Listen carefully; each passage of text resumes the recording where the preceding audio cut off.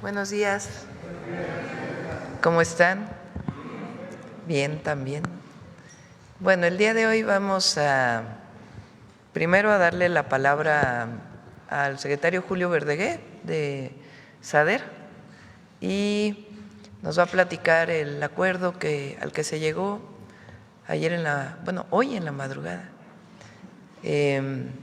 con los agricultores que el día de ayer cerraron algunas carreteras, ayer y antier también estuvieron cerrando algunas. Como siempre lo hemos dicho, es importante, los apoyos que dé el gobierno son individuales, no son a través de organizaciones, que una parte pues estaba vinculada con esto. Antes de la transformación, antes de que llegara el presidente López Obrador, había muchas organizaciones en el campo que recibían de manera directa recursos, miles de millones de pesos, que nunca se sabían si llegaban o no directo al productor, y en la organización se quedaba en los liderazgos muchos de los recursos. Eso no va a regresar, eso es lo primero. Y lo segundo, en la medida de lo posible, siempre se va a apoyar sobre todo los pequeños productores y también pues lo que representa la soberanía y la autosuficiencia alimentaria, particularmente del maíz.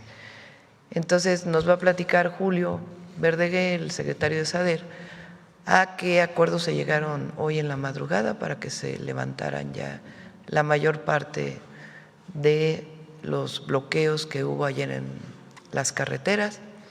Eso es lo primero. Y lo segundo, el día de hoy es el Día Internacional de los Cuidados, del sistema de cuidados, ¿es así? De los cuidados. Saben que las mujeres, aunque no debería ser así, somos las que históricamente nos hemos dedicado a los cuidados, cuidado de los hijos, de las hijas, el cuidado del hogar, el cuidado de los enfermos, de los adultos mayores, y muchas veces esto ha evitado que las mujeres, si así lo desean, puedan tener una autonomía económica, es decir, laborar. Entonces, desde hace tiempo, el planteamiento para una mayor autonomía de las mujeres es que el Estado asuma una parte de los cuidados. Por ejemplo, las llamadas guarderías en su momento, pues nos permitieron a muchas mujeres poder salir a trabajar. Mis hijos estuvieron en guarderías del Instituto Mexicano del Seguro Social, o espacios en donde las mujeres puedan de manera colectiva dejar a sus hijos en un lugar y poder estudiar o trabajar. Entonces nosotros, en la medida de lo posible, pues vamos ampliando los cuidados o el sistema de cuidados para poder permitir que las mujeres puedan tener mayor autonomía económica, siempre si así lo desean. Ahora, hay muchos apoyos que ya da el Gobierno de México, que son parte de un sistema de cuidados y que estamos incorporando como parte de un sistema o de contabilidad de lo que significa un sistema nacional de cuidados en nuestro país. Entonces, para ello nos va a platicar sobre este tema Citlali Hernández, Rocío García, titular del DIF, y Zoé Robledo, titular del IMSS, para decirnos cómo van avanzando los centros de educación y cuidado infantil del IMSS, que es esta nueva modalidad de cuidado de las infancias. Entonces, primero le damos la palabra a Julio, luego a Citlali, a Rocío y a Zoé, y al cierre de la conferencia, Miguel Elorza con el detector de mentiras. Vamos, Julio. Con su permiso, señora presidenta, buenos días a todas y a todos. Como ya ha señalado la presidenta, anoche alrededor de las 2, esta mañana alrededor de las 2 de la madrugada, logramos un acuerdo con los liderazgos locales de productores de los estados de Jalisco, Guanajuato y Michoacán. En todo este trabajo quiero resaltar, desde hace ya varias semanas, ha habido una coordinación muy estrecha con la gobernadora y los gobernadores de los estados mencionados. Adelante. El tema de fondo que tenemos, que impulsa mucho de esta situación, es que hemos tenido un aumento enorme en la disponibilidad de maíz en el mundo. Tenemos un stock récord, casi 1.300 millones de toneladas, y México este año no va a ser la excepción. Vamos a tener una muy buena cosecha ahorita, lo que se llama el ciclo primavera-verano, que arranca en unos días más, semanas más, y también las presas en el norte, en Sinaloa, están con muy buen volumen y estimamos también una producción muy alta, probablemente el doble o más del doble del año pasado. Ese gran volumen de maíz, adelante, presiona a la baja los precios mundiales y de vuelta, México no escapa a esta tendencia. En lo que va del año, de enero a ahora, tenemos una caída del precio internacional de alrededor de 21% en pesos. Eso significa que tenemos en el país los precios más bajos desde el 2017. El precio internacional sin nada es como 3,400 pesos por tonelada. Cuando ya se calculan los costos de logística y transporte, llegamos como a 4,850. Ese es un precio bajo, bastante bajo, que realmente pues no cubre los costos de producción de muchísimos productores y productoras mexicanas. La que sigue. Y detrás de esta situación, pues había este descontento, este malestar, que empezamos a atender por instrucciones de la presidenta desde hace ya muchas semanas. Anoche, como les digo, o más bien esta madrugada, se alcanzaron acuerdos muy importantes que quedaron registrados en una minuta firmada por la gran mayoría de los representantes que estaban en la reunión. La que sigue, por favor. El primero es un acuerdo que entre los gobiernos de los estados y la federación sumaremos recursos para dar un apoyo de 950 pesos por tonelada de maíz. Esto es el acuerdo para los productores del Bajío, quiero enfatizar. Apoyaremos en esa región alrededor de 90,000 productores, son productores de hasta 20 hectáreas. Esto es del orden del 96-98% de todos los productores del Bajío, tienen 20 hectáreas o menos. Apoyaremos del orden de 1,400,000 toneladas de maíz, con un máximo de 200 toneladas por productor. Adelante. El siguiente acuerdo es que, por instrucción de la presidenta, ampliaremos un programa llamado Cosechando Soberanía, es un programa de crédito y seguros. Estaba restringido hasta ahora a derechohabientes de los programas del bienestar de la Secretaría, se amplía a los productores de maíz. Este es un programa de crédito muy importante, da una tasa de interés de 8,5% anual. Eso es la mitad o menos de la mitad de lo que les cobraría cualquier institución financiera. Y además, todas las personas que tomen un crédito van a tener un seguro agropecuario. De tal manera que si hay sequías, inundaciones, alguna plaga, no van a quedar endeudados o endeudadas. Adelante. El tercer elemento es, desde mi punto de vista, tal vez el más estructural, el más fundamental.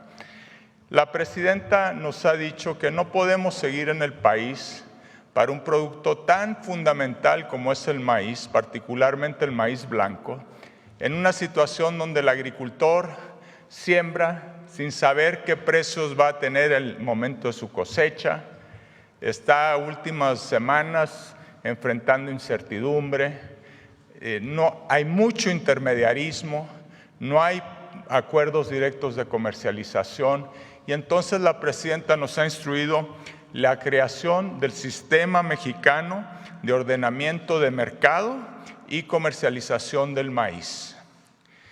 Este sistema va a tener mecanismos para definir precios de referencia del maíz.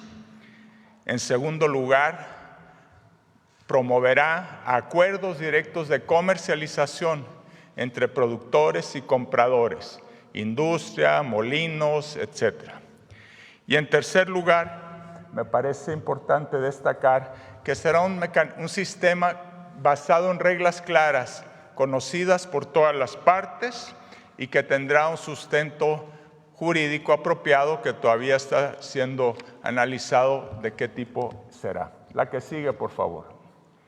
Hay otros acuerdos que fueron planteados por los líderes locales con los que estuvimos dialogando.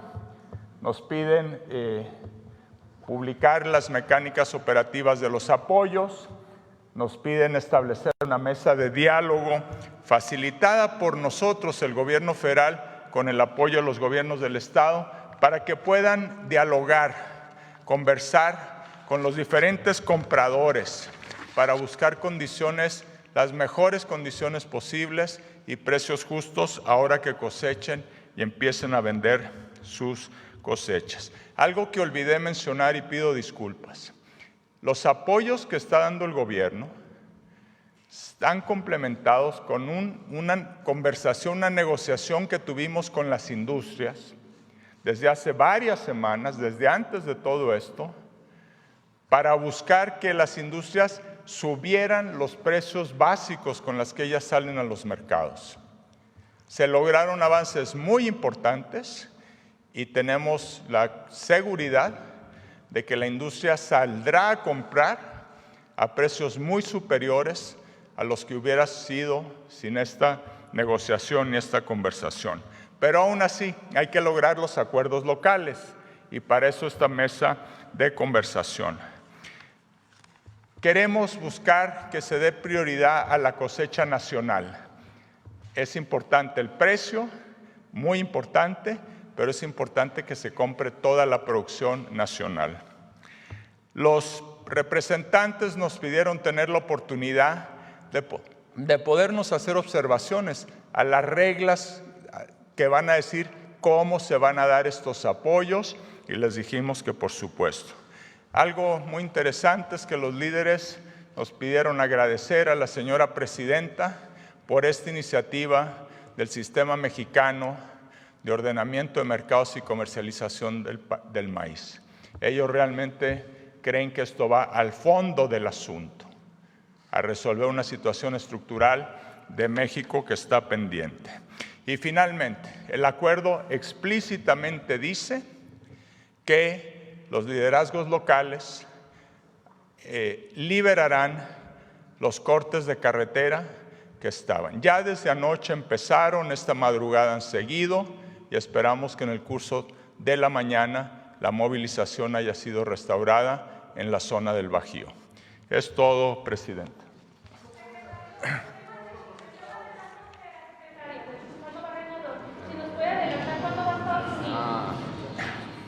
Estuve en Estados Unidos el día viernes, que pasó, y además el día de ayer volví a platicar con la secretaria Brooke Rollins por videoconferencia. Lo que les puedo decir ahorita, porque son diálogos muy intensos, muy frecuentes, pero que no podemos así decir todos los detalles porque son conversaciones y negociaciones en curso. Hemos avanzado bastante, yo estoy muy optimista, pero todavía no estamos en condiciones de hacer un anuncio de la fecha en que se reabrirá la exportación. Pero realmente hay un avance significativo.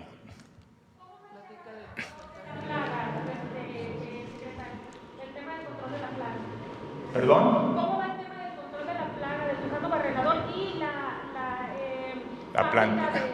Sí, bueno, de la planta le puedo decir que arrancamos en el mes de julio, principios del mes de julio. Ya vamos en 28, íbamos en 28% hace unos 8 o 9 días. Deberemos andar ya cerquita del 30% de avance. Entonces, eso está en pleno proceso, ahí en Metapa, al sur de Tapachula, cerquita.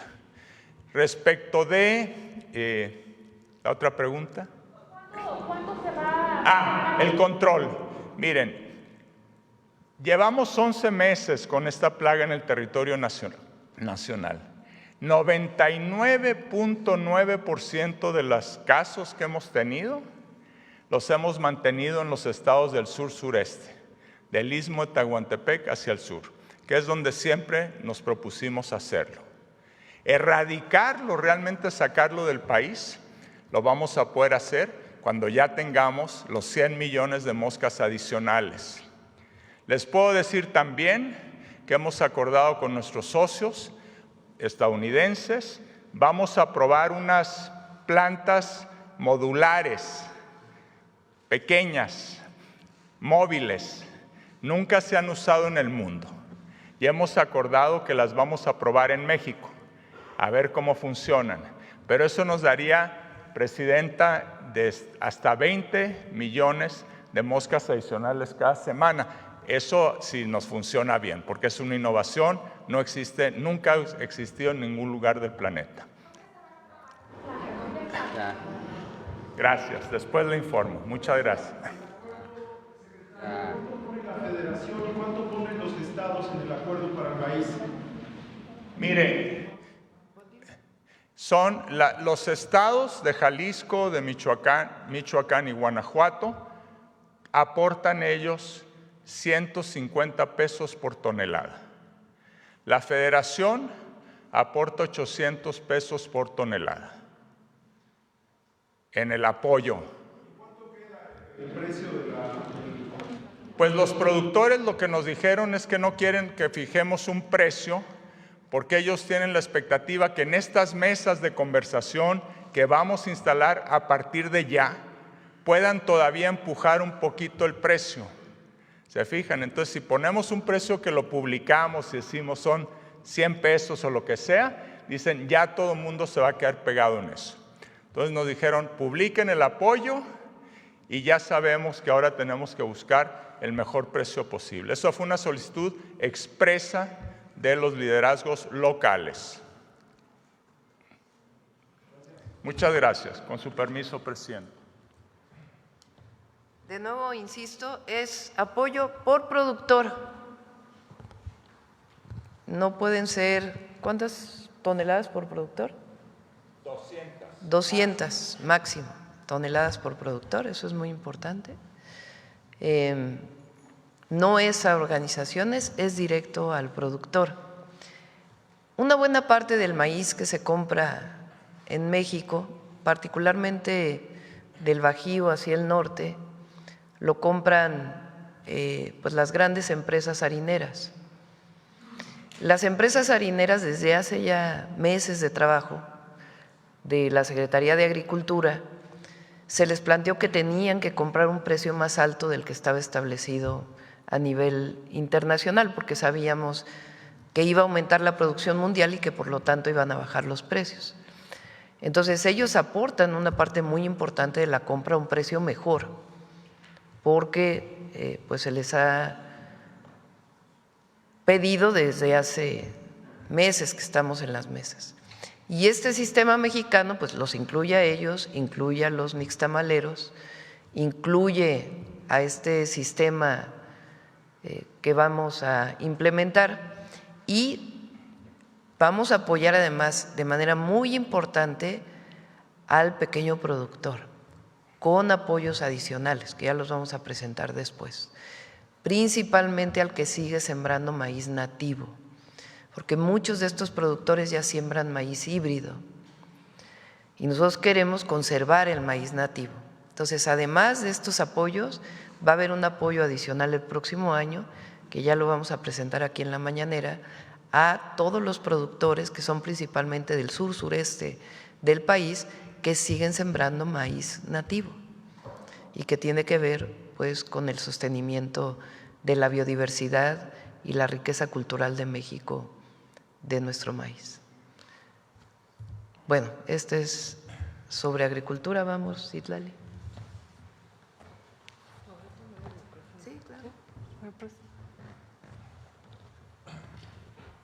Muchas gracias, buenos días, Presidenta, con su permiso. Como bien ha dicho la Presidenta, hoy es el Día Internacional de los Cuidados y el Apoyo y muy rápido les vamos a compartir algunos de los avances que hemos tenido al respecto, si le dan a la siguiente, de estos primeros pasos.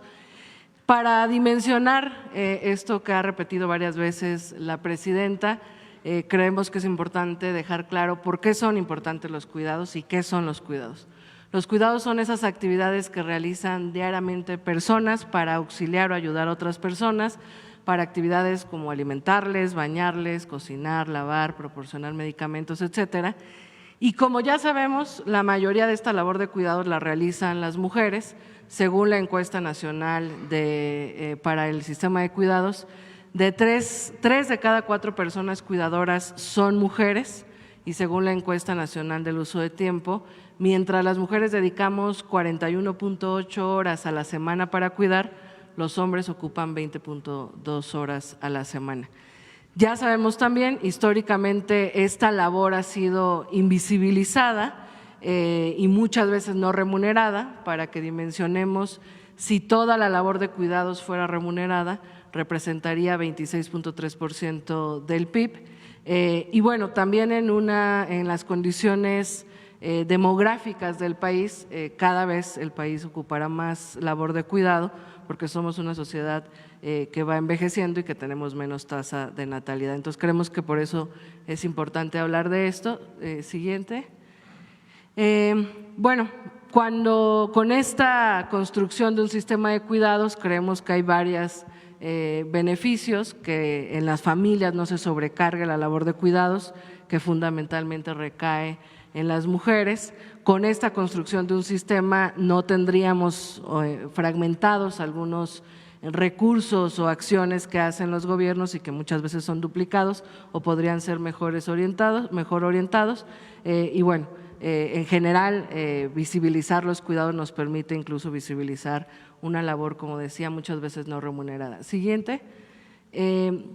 La Presidenta tiene en sus compromisos, el compromiso 55, la creación del Sistema Nacional de Cuidados, y en el Plan Nacional de Desarrollo existe también el punto de impulsar una sociedad de cuidados, y con base en esto, este primer año ya dimos los primeros pasos que queremos comentarles. Si le dan a la siguiente, por favor. Bueno, ¿qué hicimos? Instalamos el 30 de enero una mesa de coordinación interinstitucional con todo el Gobierno de México, con 22 instituciones del gobierno. Nos planteamos 4 objetivos. Primero, que todas y todos estuviéramos en un mismo marco de referencia de qué entendemos o hacia dónde vamos cuando hablamos de un sistema progresivo y nacional de cuidados. Articular esfuerzos, caminar en esta ruta de manera coordinada y tener un diagnóstico de dónde estamos dónde estamos partiendo, que además la Presidenta nos instruyó tener para este presupuesto de egresos de la Federación cuantificado cuánto gasta el gobierno o cuánto destina el Gobierno de México a los cuidados, que además la conclusión es muy interesante y por eso, digamos, buscamos 2 insumos, saber dónde estamos, cuánto se gasta, qué existe y obviamente pues ir transversalizando esta perspectiva de cuidados en todo el Gobierno de México. Siguiente. Bueno, estamos coordinando esta mesa la Secretaría de las Mujeres y el DIF y quisiéramos en lo posterior invitar a Hacienda, con quien hemos trabajado muy de la mano. Armamos 4 grupos de trabajo de niñas, niños, adolescentes, personas mayores, personas con discapacidad y personas cuidadoras y son 22 instituciones las que participan en todo este ejercicio. Siguiente.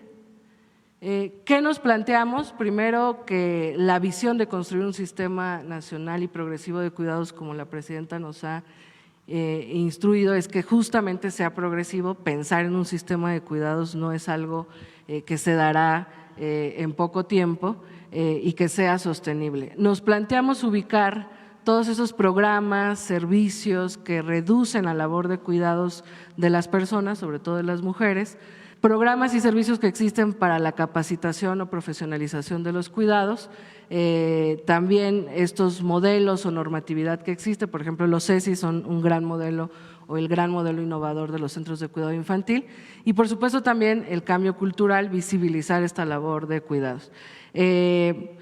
Ubicado, focalizado en dos poblaciones, la población sujeta a cuidados y la población cuidadora. Estamos en la primera fase, que es un diálogo entre las instituciones del gobierno federal y nos planteamos llegar a dos insumos, el anexo transversal, que es el anexo transversal 31 del presupuesto de egresos que nos encargó la presidenta y el sistema de información de cuidados. Siguiente. Bueno, nos instalamos esta mesa en enero, en agosto ya existe este anexo presupuestal en el presupuesto de egresos 2026 y hoy estaríamos presentando con ustedes este sistema de información de cuidados que más adelante explicaré en qué consiste. Siguiente. Bueno, definimos en estas mesas qué entendemos como un primer acercamiento como cuidado para estar en la misma sintonía. La primera, digamos, concepto que hemos aterrizado es que los cuidados son las actividades cotidianas que realizan las personas de manera remunerada o no para garantizar la supervivencia y el bienestar integral de ellas mismas u otras personas durante todo su ciclo de vida, así como para el sostenimiento de las familias, las comunidades y la sociedad en su conjunto. Siguiente. Y tenemos el anexo transversal, si le dan el siguiente, que me gustaría explicar muy rápido qué son los anexos transversales. Primero son esos anexos que existen en el presupuesto de egresos de la Federación que identifican las acciones que realizan las dependencias del Gobierno de México para lograr ciertos objetivos, que en este caso es todo lo que tiene que ver con cuidados. Nos permiten identificar cuánto dinero del presupuesto se destina para cumplir estos objetivos. Como lo decía, la construcción de un sistema público de cuidados es parte del Plan Nacional de Desarrollo, es un objetivo de este gobierno.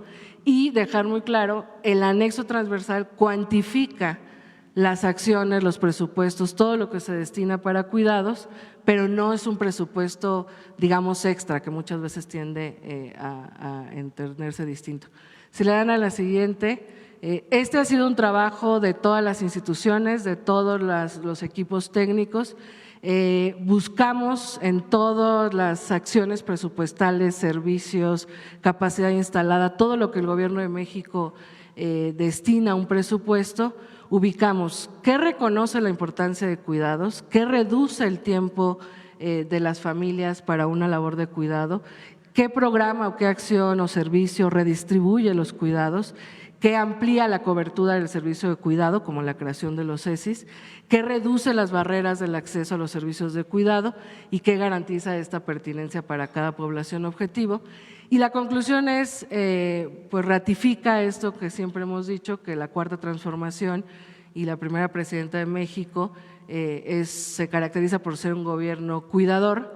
Hoy el Gobierno de México destina 466,675 millones de pesos a cumplir estos objetivos que tienen que ver con los cuidados, que representa el 1.2% del Producto Interno Bruto estimado para el 2026, que representa el 3.97% de lo que está programable en el PEF 2026 y el resultado de un trabajo con 27 instituciones y 47 programas presupuestales.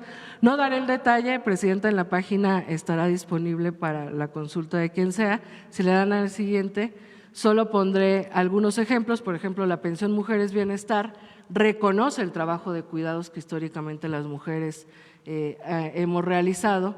El programa Salud Casa por Casa, el programa de guarderías, desfamiliariza los cuidados, le quita esta carga de los cuidados a las familias y, digamos, en el caso de Salud Casa por Casa, es el gobierno el que está acercándose a las familias para ofrecer estos servicios de salud.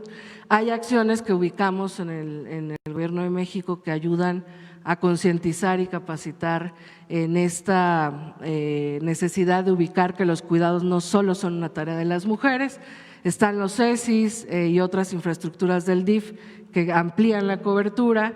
En el caso de los adultos mayores, reducen la barrera de los cuidados. Ahí decirlo muy claro, como el 26% de la población de adultos mayores es la que necesita apoyo, es el 26% de este programa el que se cuantifica en el anexo, no todo, y bueno, programas de capacitación como los que tiene Conocer. Estos son un ejemplo, pero en la página estará disponible el detalle.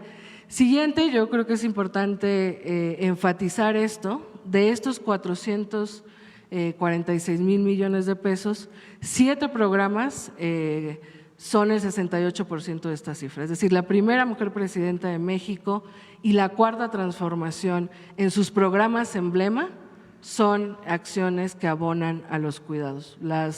Si ubicamos Salud Casa por Casa, el programa Madres Trabajadoras, la beca Rita Cetina, la pensión Mujeres Bienestar, la creación de los CESIS, la pensión de personas con discapacidad de adultos mayores, sin duda, y con este ejercicio metodológico que prácticamente se ha hecho durante todo el año y que ha sido muy cuidadoso, sin duda la cuarta transformación es un proyecto que abona a los cuidados. Siguiente. Y bueno, luego la creación del sistema de información de cuidados que la compañera Rocío García, titular del DIF, va a explicar. Y si me lo permite, Presidenta, nada más regreso a unas conclusiones. Este sistema va a permitir que toda la ciudadanía hoy pueda ubicar qué servicios públicos de cuidados existen más cerca de su casa. Es la primera etapa que ahorita vamos a explicar y con eso vamos cerrando. Rocío. Aquí.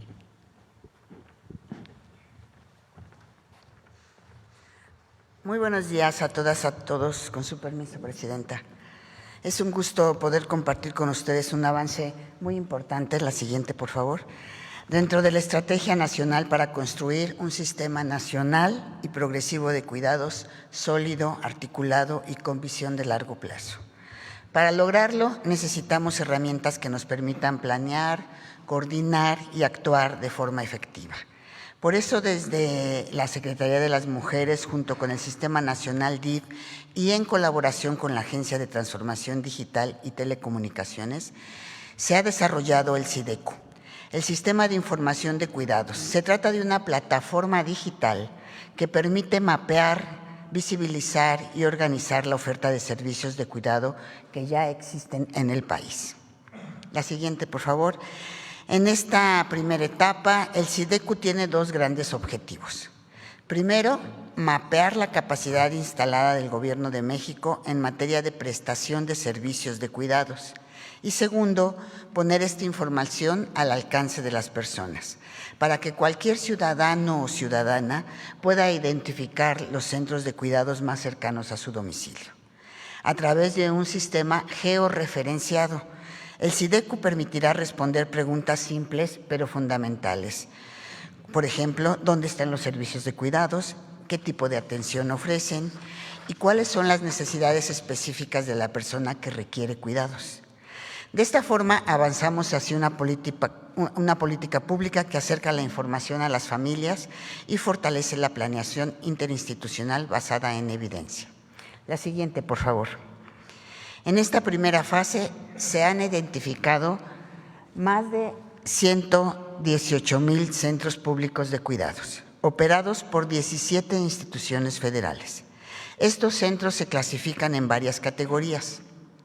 Centros de cuidado infantil, como los de educación inicial y preescolar, centros de atención a personas mayores, como casas de día, residencias o centros de salud especializados, centros de rehabilitación y atención para personas con discapacidad. Estos pueden ser integrales, de educación especial o de capacitación para el trabajo, centros de atención comunitaria, centros de cuidado y alojamiento para niñas, niños y adolescentes, incluyendo aquellos dirigidos a población indígena o sin cuidados familiares. El SIDECU permitirá visibilizar esta red nacional y aprovechar su potencial para construir un sistema integral, intersectorial e intergubernamental. Agradezco mucho el trabajo de todas las instituciones que han aportado información y que se han sumado a este esfuerzo. El éxito de este sistema dependerá de la coordinación y del compromiso de los 3 órdenes de gobierno y de la participación activa de la sociedad. Estamos convencidos de que cuidar no es una tarea individual, sino una responsabilidad compartida, y que contar con información clara, ordenada y accesible es un paso fundamental para garantizar este derecho. Muchas gracias a todas. Gracias, Presidenta. Bueno, finalmente, sí. Finalmente, decirles cuáles son los siguientes pasos y rápido les presentamos el sistema. Los siguientes pasos es que esta mesa interinstitucional pues sigamos estableciendo mecanismos de coordinación. Ahorita tenemos mapeado todos los servicios que hay en el gobierno federal, pero la idea es instalar estas mesas en los gobiernos estatales y municipales para tener mapeado todos los servicios públicos de cuidado que existen en el país. Seguir pues diseñando el fomento a una transformación cultural en la que ubiquemos esta labor de los cuidados y que no solo debería de recaer en las mujeres, y desarrollar mecanismos de seguimiento para todo lo que ubicamos en el anexo transversal, seguir trabajando de manera coordinada como Gobierno de México para ir dándole esta perspectiva sistémica de los cuidados. Y las siguientes fases, si le dan a la siguiente, del sistema de información de cuidados, ahorita estamos en esta primera, que es hoy estará disponible para consulta de toda la población una plataforma pública para poder ubicar esta oferta de cuidados. Esta plataforma va a ser una herramienta de planeación para todo el gobierno que nos permita ubicar dónde existen más servicios, dónde menos, etcétera. Y la idea es que en la tercera fase este sistema sea todavía mucho más, con muchos más información para la ciudadanía. Y todo va pues en sintonía con las estrategias de simplificación de los trámites que la presidenta ha instruido a la Agencia Digital y la unificación del sistema de salud. La Agencia Digital nos ha ayudado mucho para esto y retomamos esta frase que Pepe Merino ha replicado muchas veces, de que la tecnología no por sí misma es importante, sino en tanto se habilita para los derechos. Y termino con esto para enseñarles el sistema, si le dan a la siguiente. En la página de mujeres del Gobierno de México está disponible para consulta el anexo 31 en sus detalles, este marco de referencia que hemos concluido algunas cosas de estas mesas, y si le dan clic al sistema de información de cuidados, ahí podrán encontrar estas 118,000 servicios que ya tenemos. Faltan 10 instituciones del Gobierno de México que nos están pasando su información, y aquí el ciudadano podrá pues ubicar el servicio de cuidado más cercano que tiene a su domicilio. Si quiere, ¿lo podemos ver, Presidenta, o ya cerramos? ¿Sí? Bueno, si le ponen, no sé, por ejemplo, Estado de México,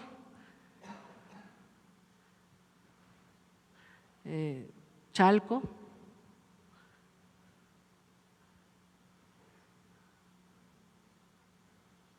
y no sé, algún código postal, creo que era 56600, habíamos hecho un ejercicio.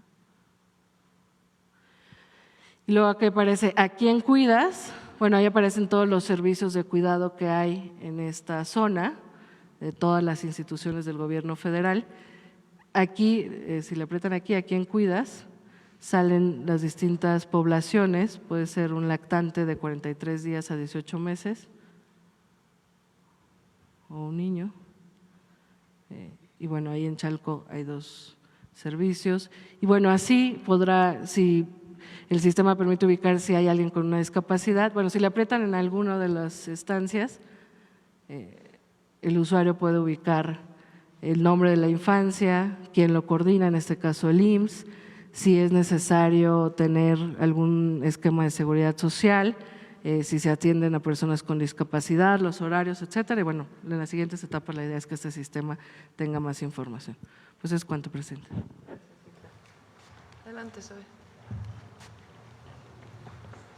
Muchas gracias, Presidenta. Con su permiso, buenos días a todas y a todos. Como ya se ha mencionado, en la República Day para las mujeres, en el compromiso 55 de la presidenta Claudia Sheinbaum, es justo la creación de este Sistema Nacional de Cuidados. Esta labor históricamente invisibilizada, si nos ponen la siguiente, pero que además ha traído consigo una situación respecto a la situación laboral de las mujeres, porque genera que muchas mujeres al momento de tener hijos empiecen a dejar el mercado laboral. Este es un dato muy contundente. En México, 45 de cada 100 mujeres que podrían estar trabajando lo hacen, o sea, 45 de cada 100 contra 75 de cada 100 hombres. Además, como ya lo ha mencionado la secretaria Citlali, las mujeres dedican 41.8 horas semanales al trabajo de cuidado no remunerado versus la mitad por parte de los hombres. La siguiente, por favor. Aquí hay una evidencia muy clara para detallarlo y dos ejemplos. México ocupa el lugar 34 de 38 de los países de la OCDE en términos de incorporación de las mujeres al mercado laboral. E incluso en el mundo esto se ha estudiado tanto. En 2023 la economista Claudia Goldin ganó el Premio Nobel de Economía justamente por demostrar cómo durante gran parte del siglo XX el mercado laboral no solo estuvo cerrado para las mujeres, sino que presenta esta terrible disyuntiva, tener que optar entre la carrera o la familia. Por eso es tan importante contar con este sistema de cuidados que cuida a las niñas y a los niños, sobre todo en los primeros 1000 días, desde el nacimiento, desde los 43 días hasta cumplir 4 años de edad. La siguiente, por favor. Durante muchos años, el seguro de guarderías del IMSS fue perdiendo participación pública, es decir, se empezó desde los años 80 a privatizar. Hoy el servicio no solamente es insuficiente, sino que depende en 90% de la prestación indirecta del servicio. Por eso el planteamiento es un nuevo modelo y pasar de las guarderías a los CESIs, los Centros de Educación y Cuidado Infantil. Un modelo de prestación directa, es decir, el IMSS construye y opera sus propias guarderías y con un nuevo modelo pedagógico que lo estuvimos trabajando y que ya está normado al interior del IMSS. Un modelo en donde las niñas y los niños son el centro de todas las acciones, con espacios seguros y confiables para brindar tranquilidad a madres y a padres, cuidadoras y cuidadores comprometidos y profesionalizados, es decir, una comunidad de cuidados en donde todos y todas quienes trabajen ahí saben cuál es su labor y su objetivo. Y una integración de la comunidad para también generar empleo local y convertirnos en un país cuidador de niñas, niños y desde luego de mujeres. Uno de los elementos que ya concluimos en esta etapa, en la siguiente, es el nuevo modelo constructivo, diseñado en colaboración con la Agencia de Arquitectura y Diseño de la Secretaría de Infraestructura, Comunicaciones y Transportes. Es un modelo que es adaptable por tamaño, por tipo de región, por clima, por condiciones geográficas, no más la renta o la búsqueda de casas particulares adaptadas a guarderías o cualquier otra instalación adaptada a guarderías, sino un modelo constructivo hecho y diseñado específicamente para esta labor, que además es más eficiente en su uso, en el uso del espacio y con un menor tiempo de construcción y un mejor diseño pedagógico. ¿Cuál es la meta en la siguiente? 500,000 de lugares para niñas y niños entre los 43 días y los 4 años de edad, con 1000 centros de educación y cuidado infantil, 1000 CESIs construidos en 507 municipios, que ahí está nuestro mapa de calor, que es no solamente en donde ya hay una necesidad y una alta demanda, sino también en donde se presentan ya tendencias de crecimiento del empleo formal y en donde si las mujeres no tienen la posibilidad de tener un sistema de cuidados, se van a perder todas estas oportunidades. Son lugares cercanos a los centros de trabajo o incluso dentro de los propios centros de trabajo. Por ejemplo, en los 15 polos de desarrollo para el bienestar, también lo estamos planteando para las unidades de vivienda, las casas que está construyendo el Infonavit y en muchos otros lugares. A la fecha ya tenemos 150 terrenos validados para poder iniciar la construcción de 200 CESIs el próximo año. Después, en 2027, construiríamos 250 más, para después, entre el 28 y el 29, 200 por año, hasta llegar a la meta de 1000 en el 2030. Incluso ya iniciamos con el primer proyecto piloto, que es lo que vamos a ver a continuación, la siguiente, que atiende una población históricamente abandonada y con mucha necesidad, las mujeres en el trabajo de maquila, en particular en Ciudad Juárez, en Chihuahua.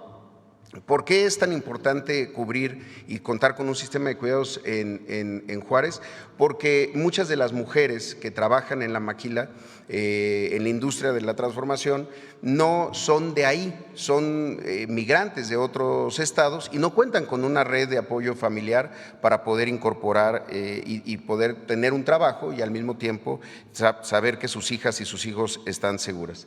Empezamos en mayo con los 3 primeros en Paraje Oriente, en Las Gladiolas y en Senderos de San Isidro. Ahí vemos el avance, ya llevamos 65.5% del avance de la construcción en Paraje Oriente, 41.1% en Gladiolas y 46% en Senderos de San Isidro. Posteriormente iniciamos en julio en Municipio Libre, ahí llevamos 8% de avance, y en Urbivilla, que inició más recientemente en agosto, que llevamos un 5.6% de avance. A esto se suman 2 CECIS más que está construyendo el DIF junto con el municipio de Ciudad Juárez y que una vez que concluyan en diciembre serán ya equipados y operados por el propio Seguro Social. Esto fue gracias también a que hubo una donación por parte del municipio de estos primeros terrenos. Y a estos, para este año, se suman una modalidad también, que es el CECI de campo. Lo estamos iniciando en San Quintín, allá en Baja California, porque también son las jornaleras agrícolas, también una población que requiere del sistema de cuidados con un modelo distinto. ¿Por qué es distinto? Porque trabajan los 7 días de la semana. Con esto es que estamos planteando la meta, pues, de tener 1,000 CECIS, 500,000 lugares hacia finales, hacia al año 2030. Muchas gracias, presidente. Bueno, pues esta es la información. Vamos a las preguntas. A ver, vamos aquí con Pedrero y luego para acá. Ayer estabas desde ayer, ¿verdad? Buen día, presidenta. ¿No? Manuel Pedrero, de los Reporteros MX.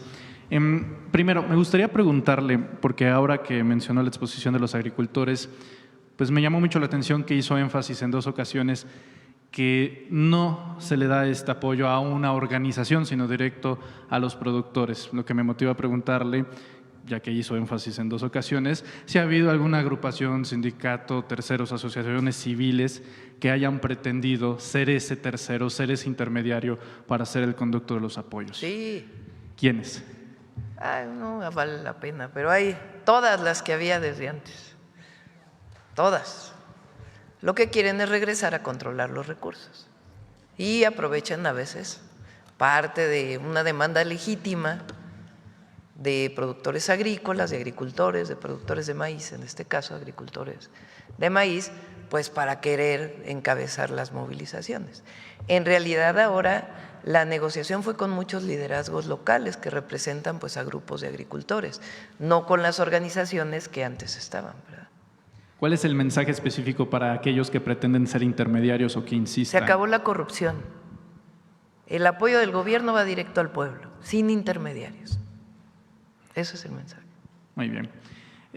Preguntarle acerca de 2 acontecimientos el día de ayer. Me voy a ir en orden cronológico. Primero, el día de ayer, el embajador de los Estados Unidos, Ron Johnson, tenemos entendido, tuvo una visita a la Cancillería con el doctor Juan Ramón de la Fuente y con el secretario de Marina, Raimundo Pedro Morales. Si usted tiene información acerca de la reunión que solicitó el embajador o que informó el gobierno mexicano o de manera viceversa. Recuerden que ayer hubo una intervención de Estados Unidos para una lancha que llevaba presuntamente droga en las aguas internacionales. Ya, a ver cuántas millas náuticas o kilómetros había de la embarcación, pero en las aguas internacionales. Pero ya en lo que tiene que ver con la ubicación de nuestro país. Es decir, había habido más al sur y ahora pues fue en la ubicación en latitud y longitud de nuestro país. Aguas internacionales. nosotros no estamos de acuerdo con estas intervenciones y tenemos un modelo, un protocolo que ha dado muchos resultados. Si en aguas internacionales Estados Unidos ve que hay una lancha que presuntamente lleva droga, se ponen de acuerdo y interviene Secretaría de Marina o las instituciones del gobierno de Estados Unidos y se detiene a los presuntos delincuentes. Entonces, lo que se pidió en esta reunión, se solicitó esta reunión desde Relaciones Exteriores, hablé con el canciller y le pedí que convocara al embajador para decirle que lo que queremos es que ese protocolo pues se mejore, en el marco de los acuerdos de seguridad que tenemos con los Estados Unidos, pero que se siga operando. Primero, por razones en donde no queremos que nunca haya violación a nuestra soberanía, ni tampoco que haya este tipo de operaciones en la zona económica, precisamente porque se está actuando. Y segundo, porque pudiera haber un mexicano, más allá de que sea delincuente o no, o presunto delincuente, en una de estas embarcaciones. Entonces, estuvo de acuerdo en principio el embajador, tiene obviamente que llevarlo a las distintas instancias del gobierno de los Estados Unidos, pero en principio estuvo de acuerdo en que se promueva, que se siga un protocolo como el que se venía utilizando previamente. Esa es la reunión con Estados Unidos.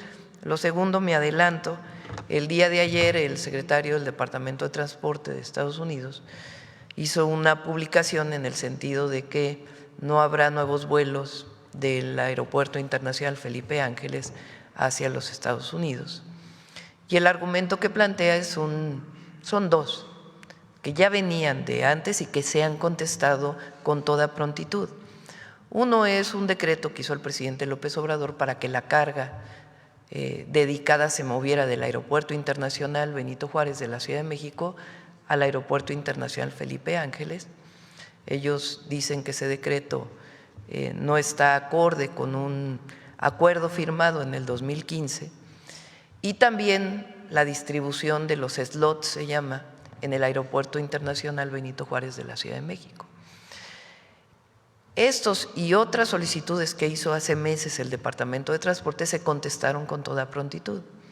En primer lugar, la decisión de llevar la carga al AIFA pues fue una decisión soberana y que tiene que ver con protección civil.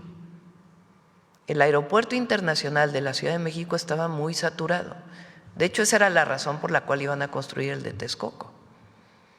Entonces, la saturación del Aeropuerto Internacional de la Ciudad de México ponía en riesgo pues, a los pasajeros, a los usuarios que utilizan el AICM. Entonces, se construye el AIFA, comienzan a trasladarse algunas líneas al AIFA, pero no tomaban la decisión de trasladarse de manera adecuada para disminuir los riesgos en el Benito Juárez. Entonces, se toma la decisión de que se vaya la carga por razones de seguridad, de protección civil.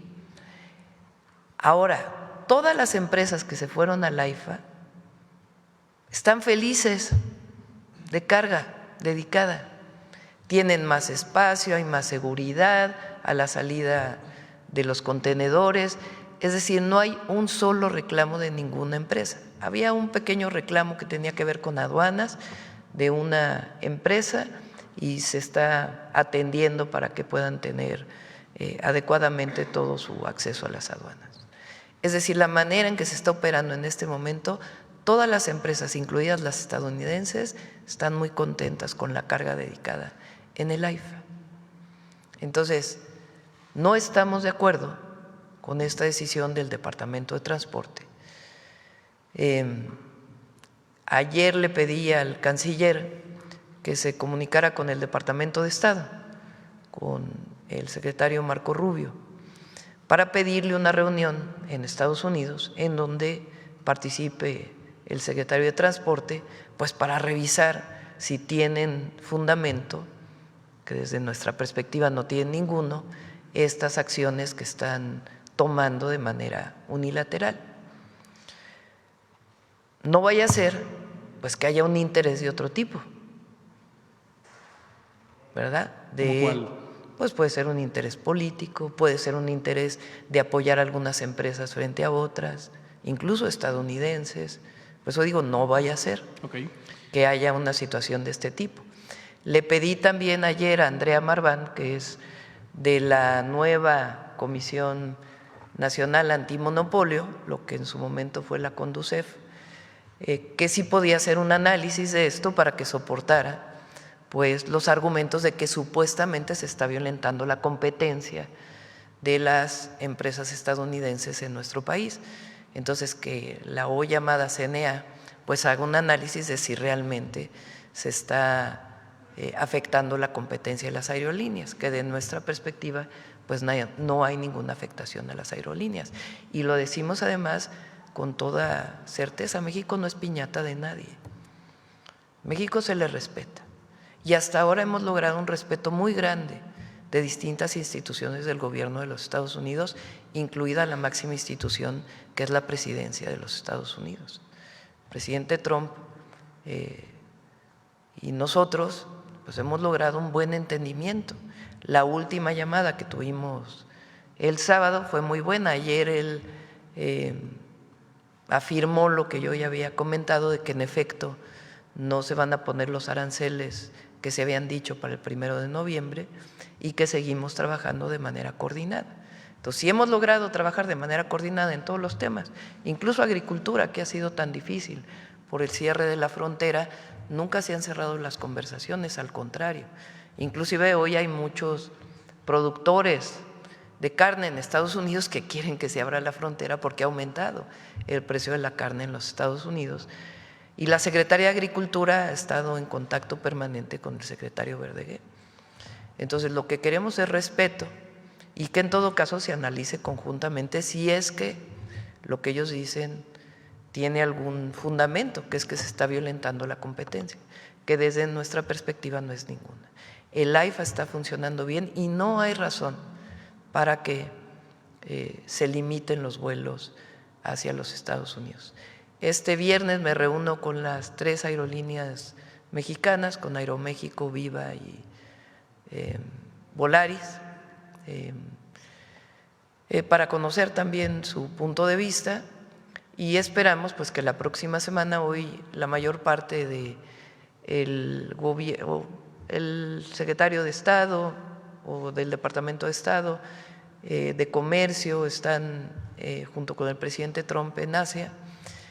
Entendemos que regresan la próxima semana y estamos buscando una reunión para poder, como siempre lo hemos hecho a través del diálogo y el entendimiento, pues evitar que prosigan estas sanciones que desde nuestro punto de vista no tienen fundamento. Gracias, Presidenta.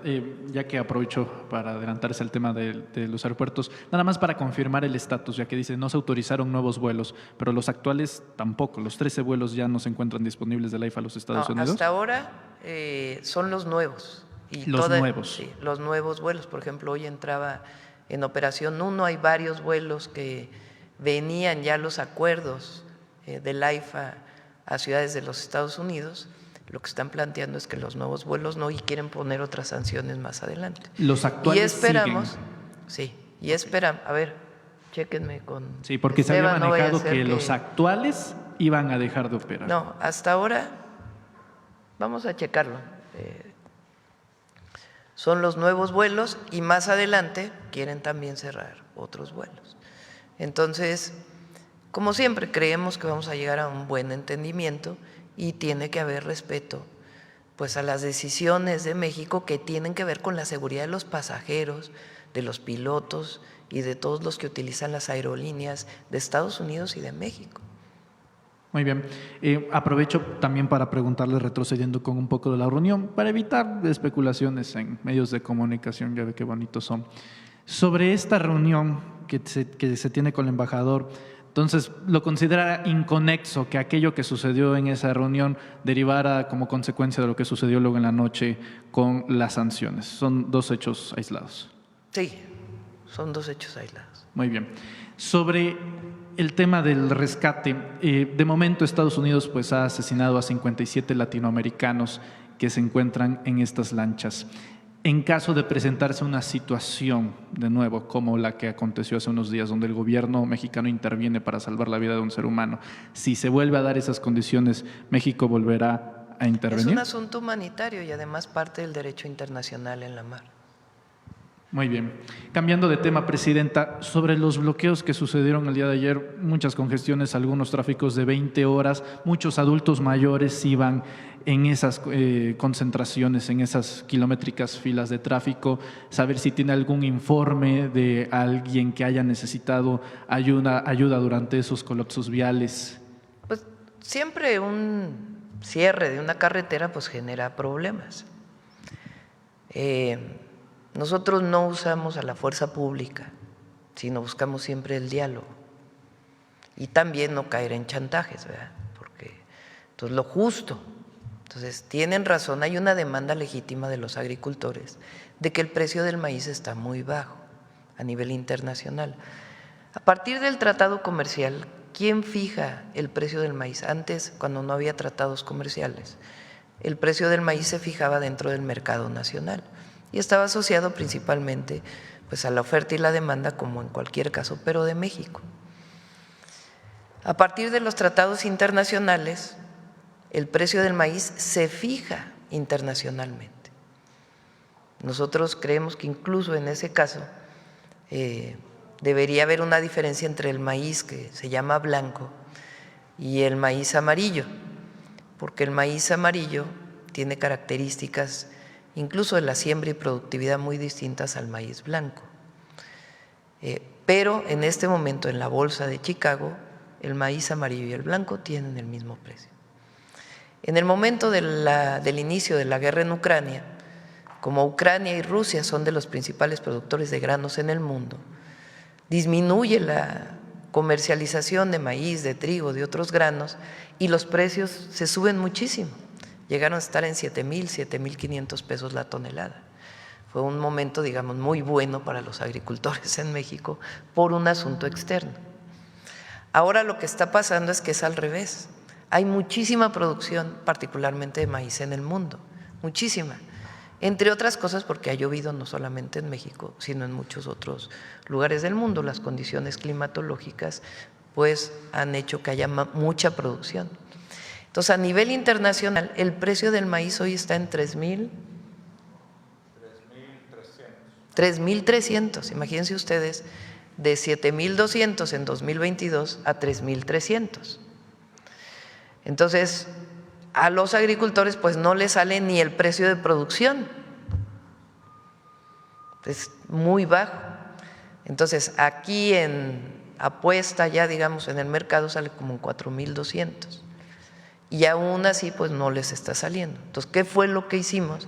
A una demanda de ellos que dicen, a ver, no nos sale, ¿cómo vamos a recibir 4,200 por tonelada si ni siquiera nos da para garantizar nuestros costos de producción? Dijimos, a ver, primero las principales empresas compradoras del grano, vamos a hacer acuerdos entre el productor y la empresa para que no haya intermediarios, que son los que muchas veces se quedan con una buena parte de los recursos. Se vende a menos de 4,200, lo compran los intermediarios y lo venden a más, y el intermediario es el que se queda con el recurso, muchas veces vinculado con las grandes monopolios, que son Minsa, Maseca, Cargill, principalmente. Entonces, a ellos lo que les dijimos es, tienen que comprar a más, ustedes tienen que hacer un esfuerzo muy importante, incluso por encima de los 5,000 pesos para comprarlo, que nos pidieron que no diéramos el precio exacto porque pues incluso se está queriendo lograr más, pero que haya un precio adecuado o mejor de aquellos principales compradores. Aparte lo compran nixtamaleros, ¿no? el maíz para la producción de tortilla. Entonces, una parte la dan estas grandes empresas en esta relación productor-comercializador. Y otra parte, pues estamos haciendo un esfuerzo extraordinario nosotros para aportar hasta cierto nivel de producción, 200 toneladas por productor, pues un monto que les permita sobrellevar pues su siembra del próximo año a un precio mejor. Ahora, sin chantajes, evidentemente, porque ellos pedían pues muchísimas cosas y nosotros dijimos, bueno, lo que se puede pues es esto, porque nosotros no podemos prometer cosas que no podemos cumplir. Entonces, se puede cumplir con esto y además vamos resolviendo el tema de fondo. Vamos haciendo un marco jurídico que nos permita pues establecer un esquema de mercado y de precios para el maíz sin violar pues lo que tiene que ver con los tratados y demás, sino sencillamente que garantice un precio justo para los productores, a pesar de los vaivenes del mercado. Hay ejemplos en México, como por ejemplo la caña de azúcar, que tiene un marco especial en México. Entonces, sin afectar los tratados se puede lograr eso y lo estamos haciendo. Esa es una parte. Ahora, ¿qué querían ayer? Que quitáramos con Guardia Nacional, que pues eso nada más iba a generar una provocación, que muchos le estaban buscando, muchos. Nada más había que oír ayer muchos de los conductores de radio y el ingobierno de la presidenta y cómo es posible. Digo, entonces se está dialogando y se sigue dialogando hasta que se llega a un acuerdo justo sin caer en el chantaje. Y sí hay personas pues que no la pasan bien en el momento de esta situación. Ahora, nosotros no creemos, porque siempre está abierta la mesa de diálogo, que se tenía que llegar a un tema de bloqueos, porque el secretario tenía instrucciones siempre de tener una mesa abierta de diálogo con los agricultores. Nunca se cerró. Entonces, la necesidad del bloqueo pues, no era necesaria porque estaba abierta la mesa de diálogo. Los bloqueos normalmente son pues para que se abra una mesa porque están cerradas, como era en el pasado. Aquí no, aquí dialogamos. Y afortunadamente ayer por la noche se logró un acuerdo y pues en el transcurso de la mañana se quitarán todos los bloqueos. Muy bien. Para finalizar, Presidenta, paréntesis, no me pongo de pie para no obstruir el tiro de los compañeros camarógrafos. Hoy en Reporteros MX publicamos una nueva investigación sobre Marco Cortés, el senador Marco Cortés, la semana pasada también sobre el senador Ricardo Anaya. Es un esquema donde ellos adrede ocultan información fundamental en su declaración patrimonial, en los cuales generan bastantes ingresos. En el caso del senador Anaya, él declara no tener nada, pero si lo contrasta con las empresas que están a nombre directo de sus familiares, en este caso de su esposa, pues pareciera que no tiene nada, pero en realidad todo ese ingreso queda entre negocios familiares. De hecho, muchas de estas empresas terminan siendo factureras o también hay sospechas fuertes de lavado de dinero. Es el mismo caso del senador de la República con fuero y plurinominal Marco Cortés Mendoza. Ambos gozan de ser los últimos presidentes nacionales del Partido Acción Nacional. Omitir declaración de este estilo en una declaración patrimonial, pues claro que es un asunto de deshonestidad. Preguntarle si lo que era antes la función pública, hoy la Secretaría Anticorrupción, revisaría el caso si es que fuese de su interés. Más bien es el sistema anticorrupción y el propio Senado tiene que hacer su revisión y llevarlo en todo caso al Tribunal de Justicia Administrativa, para que el Tribunal Superior de Justicia Administrativa determine, que son los que ahora determinan las sanciones administrativas. Las sanciones menores las determina la Secretaría Anticorrupción, pero desde que se hizo el famoso sistema anticorrupción en la época de Peña, ya las sanciones mayores quedan en los tribunales, ya no quedan en las secretarías de Estado. Entonces, el Senado de la República tendría que hacer la denuncia, si es el caso, el propio órgano de control del Senado, si es el caso de que está violentando. Ahora, por otro lado, pues es lo que hemos dicho, es esta hipocresía de la derecha. Que, por cierto, me llama la atención que ahora Aguilar Camín defiende al PAN y su relanzamiento. Su relanzamiento pues tiene que ver con la ultraderecha, ¿no? Que en México realmente no ha tenido nunca pues ningún asidero, a lo mejor en algunas regiones del país, pero realmente no hay un movimiento de ultraderecha en México, eso no existe, como en otros países de América Latina. Paréntesis cerrado. Ahí para su estudio. Pero bueno, decíamos, Ricardo Anaya se fue 6 años del país. 6 años. Después de que Mid, ya olvídense, alguien de la Cuarta Transformación, Mid fue el que lo acusa. No sé si se acuerdan, por ahí ustedes que son tan buenos reporteros y saben buscar muy bien en las redes, valdría la pena que saliera aquella acusación de Mid en los debates contra Ricardo Anaya. Calderón en su libro los acusa, se va 6 años del país y ¿cuándo regresa? Cuando tiene fuero. Y en efecto, desde entonces se dijo pues un modus operandi de tener propiedades y recursos al amparo del poder público o de sus puestos como diputados y senadores. Y el escándalo, por supuesto, de el dinero que les dieron con la reforma energética del 2013 y ahora pues esto que ustedes sacan en su reportaje.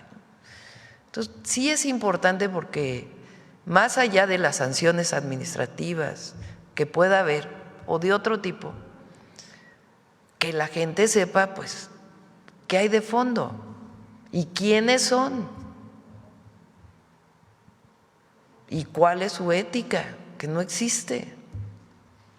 Usted cierra el paréntesis, permítame abrirlo tantito ya que usted toca el tema.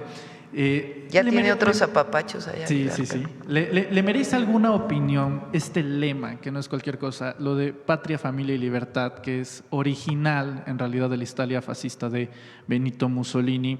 De esas ironías de la vida, el padre de Mussolini era admirador de Benito Juárez en el modo liberal y los panistas en 1939, concretamente el 16 de septiembre, 16 días después de que Hitler inicia la Segunda Guerra Mundial en Polonia, deciden fundar el partido como protesta a la expropiación petrolera del general Lázaro Cárdenas y tiene como referentes internacionales justamente a Mussolini y a Hitler.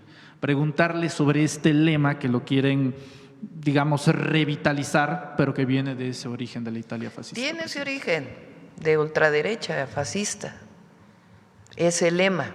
Ahora, es muy interesante porque en México esas 3 palabras significan otra cosa completamente distinta. Completamente distinta. Para nosotros la familia, la principal institución social en México, no tiene nada que ver con la reivindicación que ellos hacen.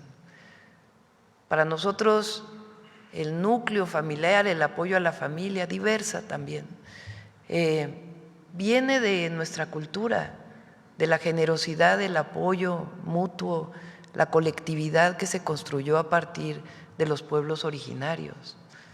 No tiene que ver con esta idea de derecha de familia, por eso no se reconoce.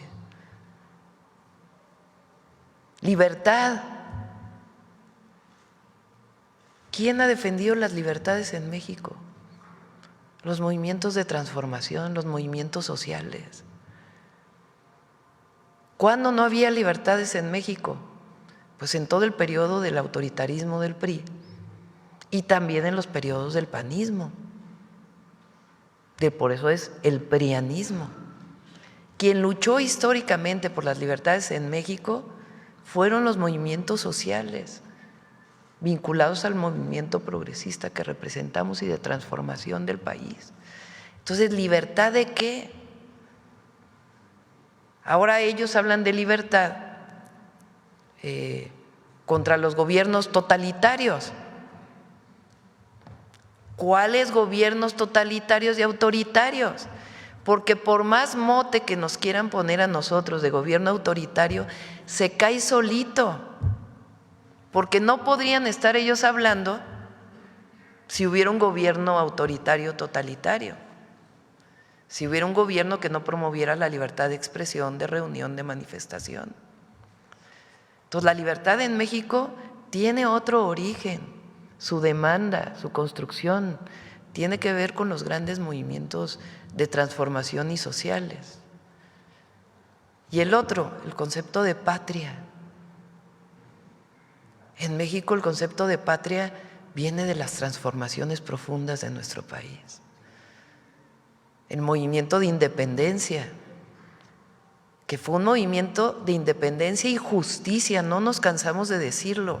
No todos los movimientos de independencia en América tuvieron las dos consignas. Incluso el de democracia, si lo llevamos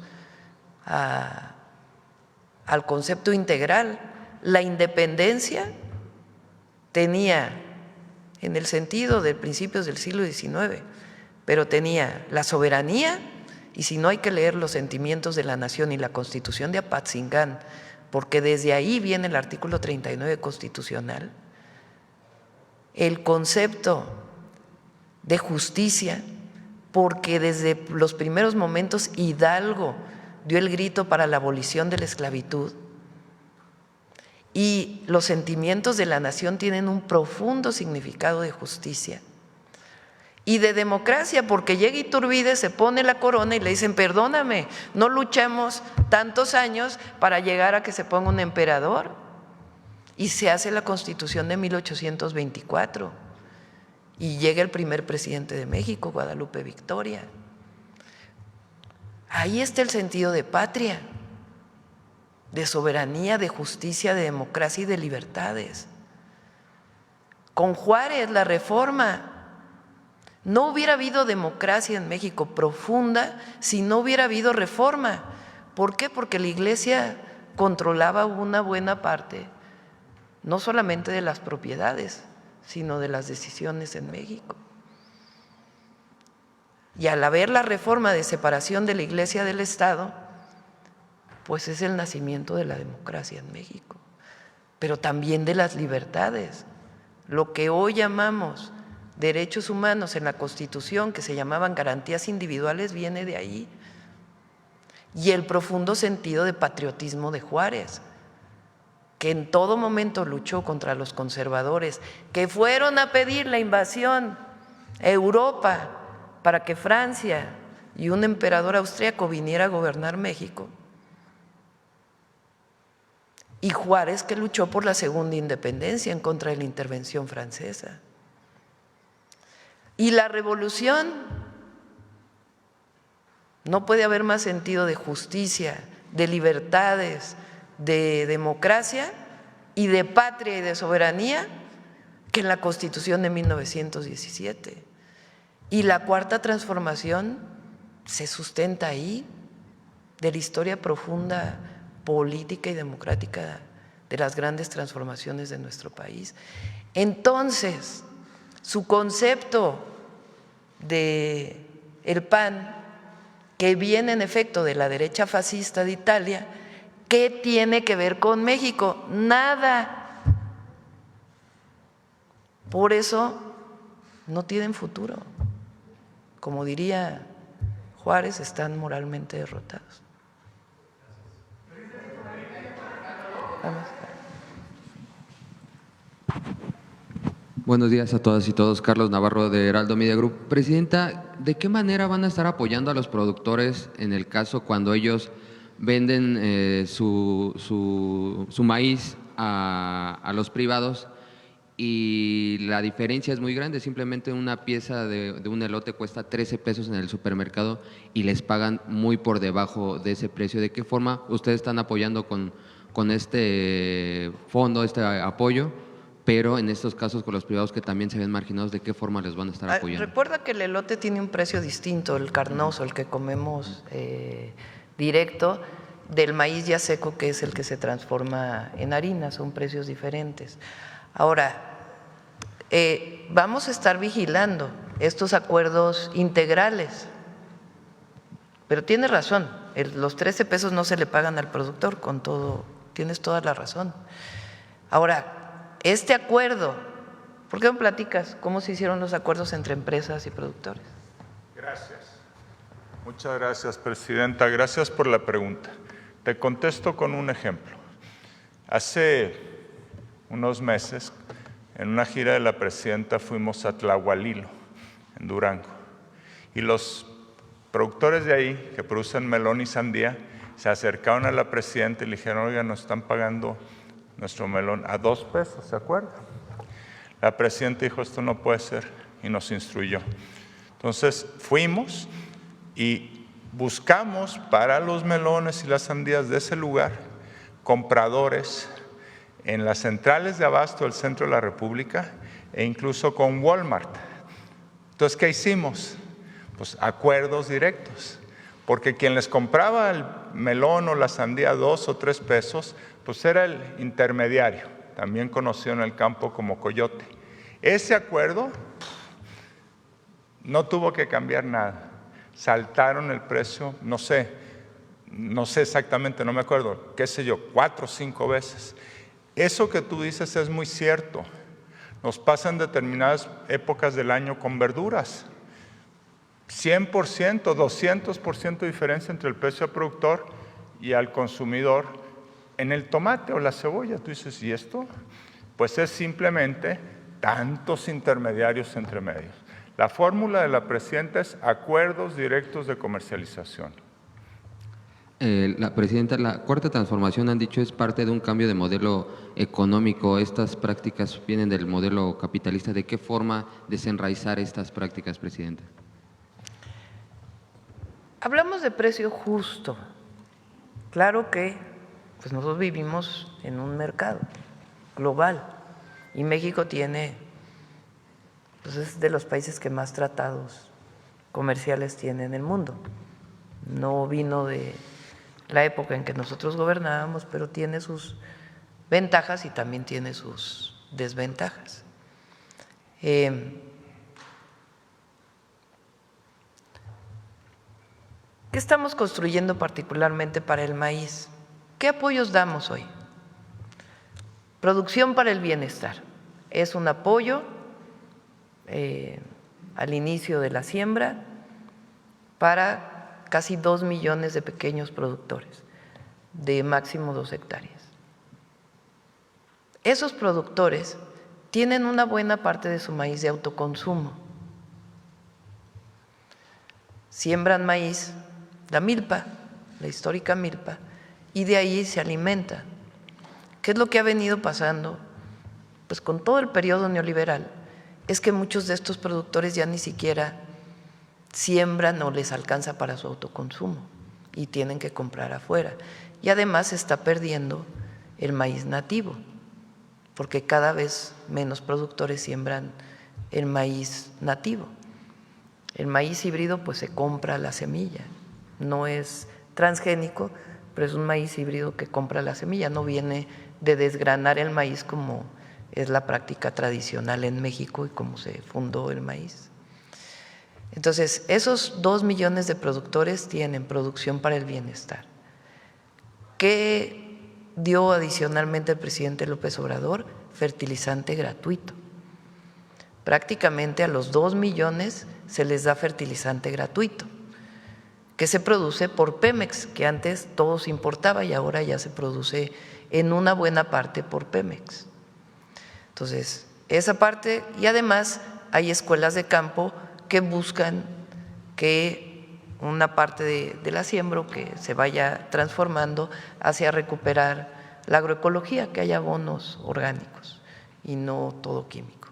Bueno, esos son los apoyos que hoy por hoy se dan y además el programa de Sembrando Vida a cerca de 450,000 productores que además reforestan el país. Entonces, esos son los 3 principales programas para el campo. Ahora, nosotros generamos uno nuevo que se llama Cosechando Soberanía, que es un programa de crédito especial que lleva seguros y que tiene una tasa de interés muy baja comparada con la que pueden encontrar en cualquier espacio financiero. Pero además del crédito, pues se tiene que garantizar de una u otra manera el precio. Entonces, para los 2 millones de pequeños productores que siembran maíz nativo, esta misma semana definimos ya el programa completo, que tiene que ver con muchos temas.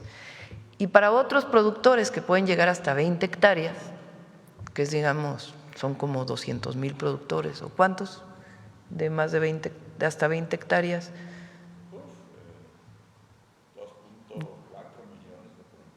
No, pero no, sin quitándole los de 1 a 2 hectáreas. Bueno, son como 500,000 productores de hasta 20 hectáreas y después vienen los demás hectáreas que ahí ya no se apoya. Para esos productores estamos diseñando pues este esquema al que también pueden entrar los productores de 1 a 2 hectáreas. Es muy distinto a lo que había en el periodo neoliberal. En el periodo neoliberal lo que había pues eran estos garantías, coberturas que se daban principalmente al productor grande, al de Sinaloa, una parte del Bajío, a esos que hoy tienen más de 100 hectáreas o que rentan 1,000 hectáreas, porque a lo mejor no son suyas, pero las rentan para su producción y que han ido concentrando una buena parte de la producción de maíz en México. A eso se les apoyaba en el periodo neoliberal, a los pequeños se les daba el Procampo y punto, no había más. Entonces sí es distinto. Presidenta, ayer en la Cámara de Diputados aprobó la ley contra la extorsión. Sin embargo, hubo una reserva que reduce las penas para los servidores públicos, la complicidad de los servidores públicos. ¿Cuál es su opinión al respecto, Presidenta? Otra vez. Ayer se aprobó la ley contra extorsión en la Cámara de Diputados Sí. y en una de las reservas que plantea el diputado Ricardo Monreal es reducir la pena a servidores públicos que tengan complicidad en estos actos de extorsión. No tenía la información, hoy averiguamos exactamente de qué se trata y por qué lo está planteando Monreal. Vamos a ver, vamos a ver exactamente de qué se trata. Gracias. Y preguntarle, en su libro menciona a Pepe Barberán, también el documental. ¿Algún día ha pensado usted qué hubiera pasado si Pepe Barberán no le hubiera conectado con el expresidente Andrés Manuel López Obrador? Pues otro destino de mi vida hubiera sido. La verdad, Pepe Barberán, José Barberán, un científico, él trabajaba en el, si mal no me acuerdo, en centro de, no me acuerdo cómo se llamaba, de la UNAM. Formó muchísima gente, muchísimos. Él siempre fue un hombre un gran científico que además siempre apoyó a los movimientos sociales, populares. Cuando viene 1988 y viene la candidatura del ingeniero Cárdenas, Pepe Barberán se acerca al ingeniero Cárdenas y después saca un libro posterior al fraude electoral de cómo se hizo el fraude electoral. En esa época formó a muchísima gente, jóvenes, especialistas en bases de datos y que muchos de ellos se especializaron en bases de datos electorales, muchísimos. Quien le decimos el bicho, Emiliano, que hoy trabaja ahí en la Agencia de Transformación Digital, que trabajó muchísimos años con el presidente López Obrador, fue formado por Pepe Barberán también. Muchísimos jóvenes. Posteriormente, pues se acerca al presidente López Obrador, una persona extraordinaria, Pepe Barberán. Presidenta, por último, preguntarle… y él fue, para todos los que no han leído el libro, ni el libro Gracias, que también lo cuenta el presidente, él es el que un día me llama por teléfono en el año 99 y me dice, oye, el jefe de gobierno, bueno, me pide ver, nos vemos con Pepe.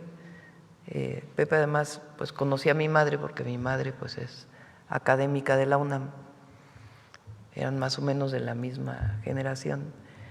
Y me dice, oye, te quiero ver, y me dice, oye, es que me pide el jefe de gobierno electo que si te interesa ser secretaria de Medio Ambiente.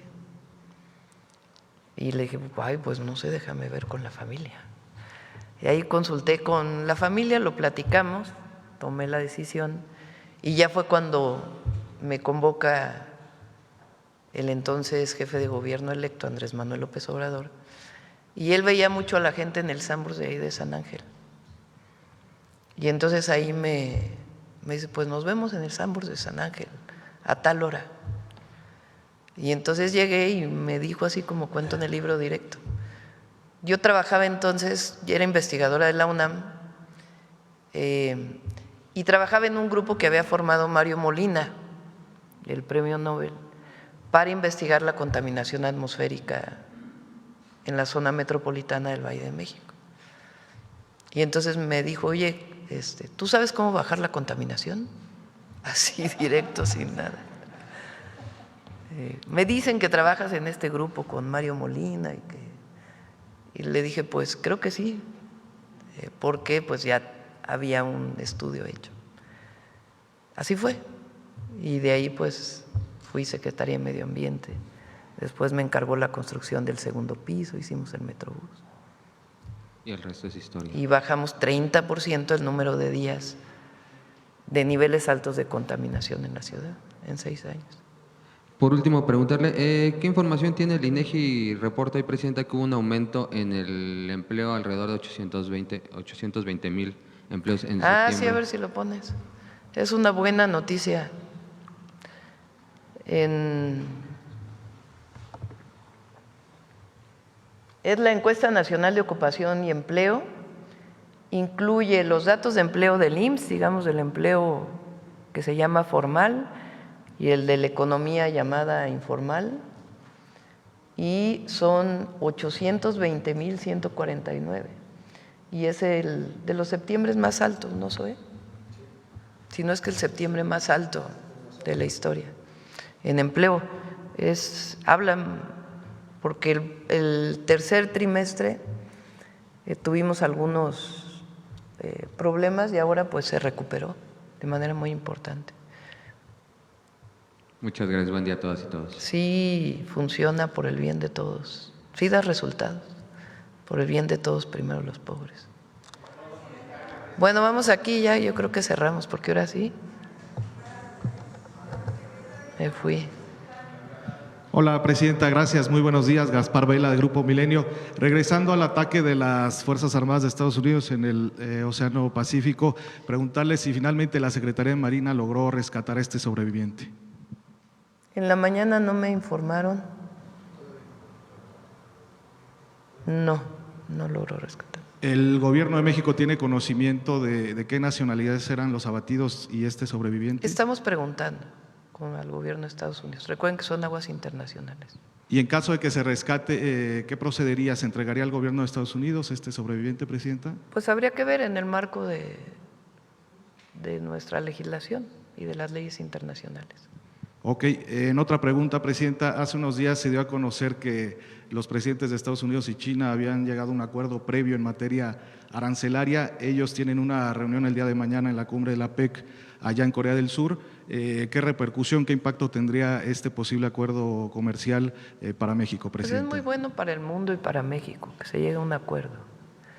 Siempre la incertidumbre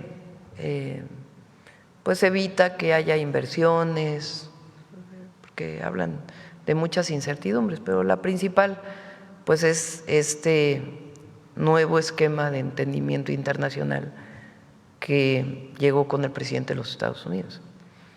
Entonces lo que queremos, o bueno, no este nuevo esquema de aranceles que puso Estados Unidos, vamos a ponerlo así, más que de entendimiento internacional, que está logrando pues algunos acuerdos con distintos países. Y sí creo que sería muy bueno un acuerdo entre China y Estados Unidos, ayuda mucho.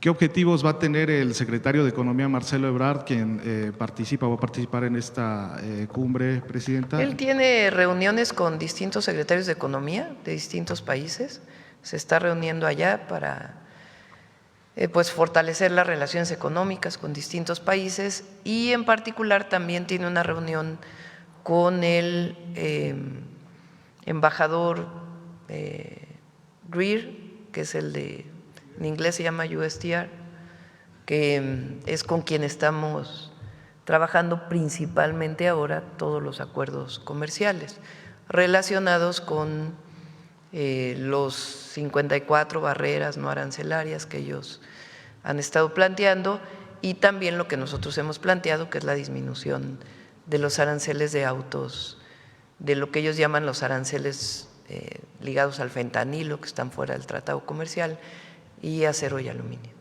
Ok, finalmente, Presidenta, hace unos días el dirigente nacional del PAN, Jorge Romero, señaló en Café Milenio que de cara al 2027, a las elecciones de 2027, ese partido se va a volcar a las calles. Textualmente dijo que el PAN tiene que tener más barrio, que tiene que sudar, se tienen que broncear en la calle y tocar puertas. Preguntarle si tiene algún comentario. ¿Cómo dijo? Textualmente, que el PAN tiene que tener más barrio, tiene que sudar, tiene que broncearse en la calle y tocar puertas de cara al 2027. Pues tienen un problemita, pequeño problema, que no tienen proyecto. Porque nosotros crecimos así se fue formando el movimiento de transformación, tocando casa por casa. A ver si encuentras la foto ahí donde estoy brigadeando, tocando casa por casa. Así crecimos nosotros políticamente, en contacto directo con la gente, con la movilización popular.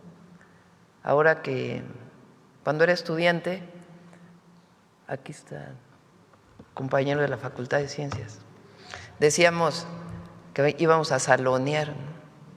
Porque tocábamos la puerta del salón y si el maestro o maestra nos dejaba entrar, pues pasábamos a informar sobre, pues no sé, el aumento de cuotas relacionada con las reformas de Carpizo en el 86. Ahora que fui a la Universidad Rosario Castellanos a inaugurarla, la de Chalco, estaban tomando clases y les dije, a ver, espérenme tantito, voy a salonear. Y le toqué la puerta a la maestra para saludar a los estudiantes. Bueno, nosotros crecimos tocando casa por casa, pero tienes un proyecto y tienes una propuesta para la gente. Entonces, el problema pues es que ellos, pues digo, qué bueno que se vayan a las calles, ¿verdad? A ver, es difícil, ¿eh? Estar 4 horas tocando puerta por puerta tiene su chiste. El asunto pues es qué van a informar, ¿no? Muchas gracias, Presidenta. Gracias. Ahí está la foto. Hay una donde estoy con más compañeros. A ver si me encuentro.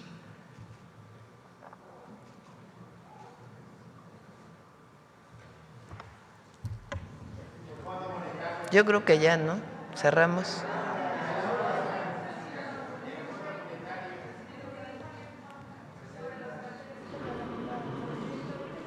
Ya, pues ya dijimos que estuvo de acuerdo con nosotros. A ver, pásale el micrófono.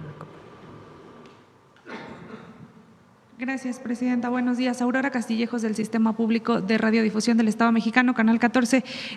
Anoche, le decía, Presidenta, que anoche el presidente Trump confirmó el aplazamiento para imponer nuevos aranceles de 30% a la importación de mercancías procedentes de México.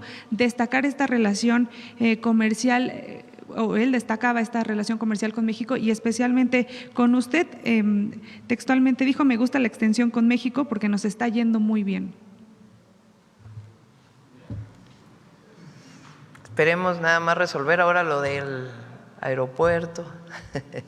Se va a resolver, estoy segura que se va a resolver. Finalmente, Fitch Rating ratificó la calificación crediticia para México, modificó su perspectiva de negativa a estable, Presidenta.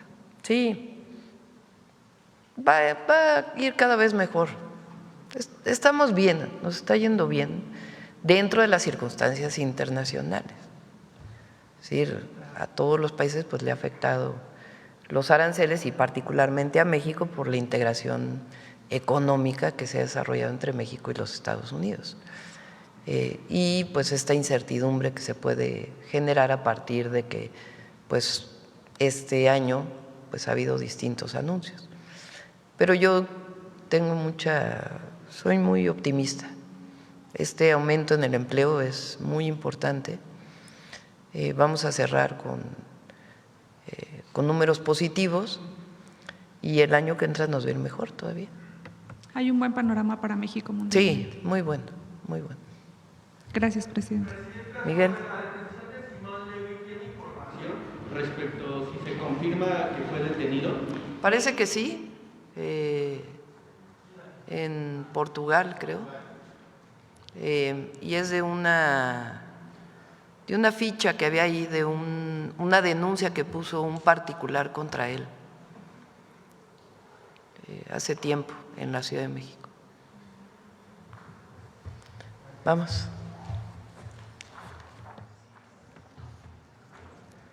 Con su permiso, Presidenta, buenos días a todas y todos.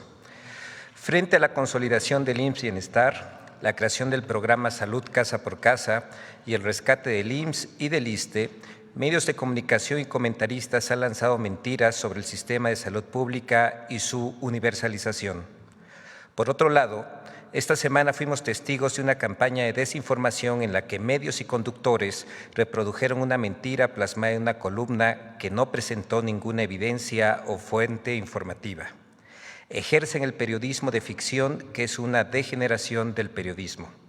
Veamos el video del detector de mentiras de esta semana.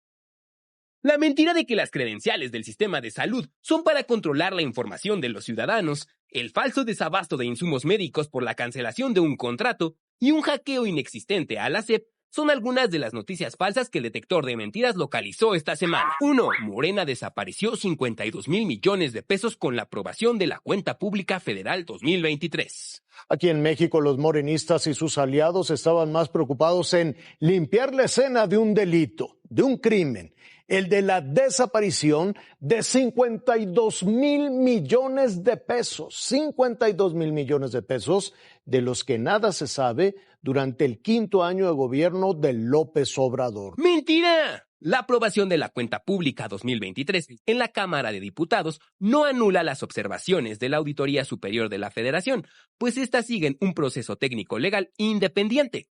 Los 52,000 millones reportados son una cifra preliminar que las entidades auditadas tienen un plazo legal para solventar.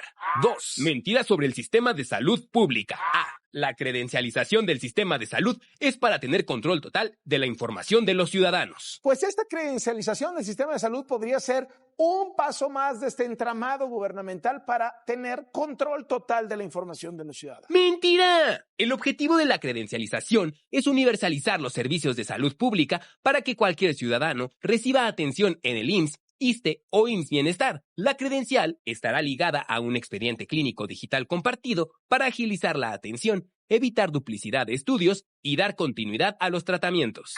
B. Los insumos para el programa Salud Casa por Casa están en riesgo por cancelación de contrato. La Secretaría del Bienestar canceló el contrato más grande que se tenía para el suministro de tiras reactivas de glucosa, colesterol, triglicéridos, todo lo necesario, también los oxímetros, todo lo necesario para el programa Casa por Casa. Eso pone en riesgo, desde luego, a los beneficiarios de los programas de salud que definitivamente pues no tendrán, o quienes acudan casa por casa, no tendrán los insumos. ¡Mentira! La Secretaría del Bienestar informó que el programa Salud Casa por Casa no se verá afectado por la cancelación del contrato con el proveedor Médica Teico SADCB porque ya se cuenta con un nuevo proveedor adjudicado. Además, detalló que la operación del programa Salud Casa por Casa se encuentra garantizada y continúan de manera regular las visitas médicas domiciliarias.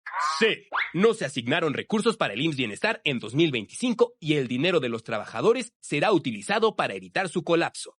¡Mentira!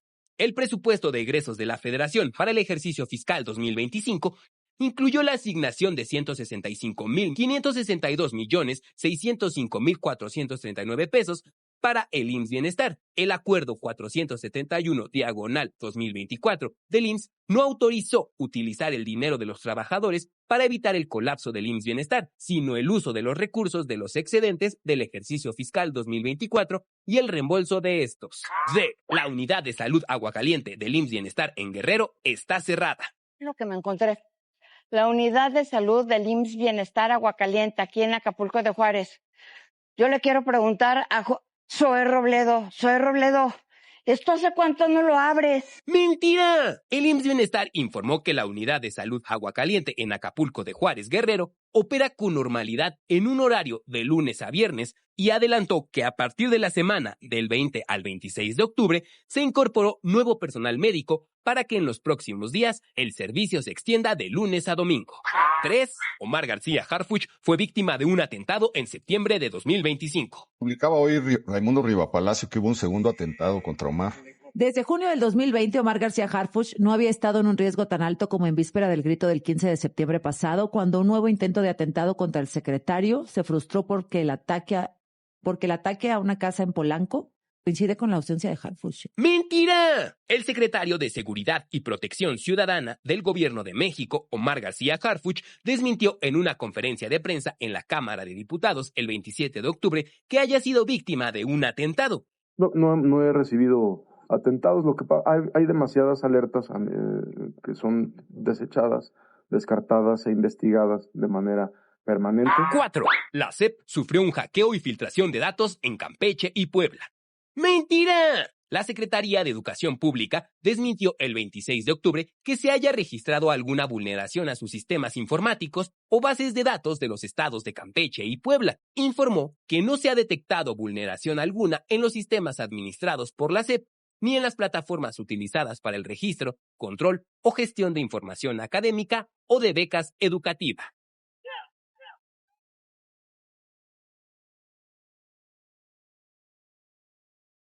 Muchas gracias, Presidenta. Gracias.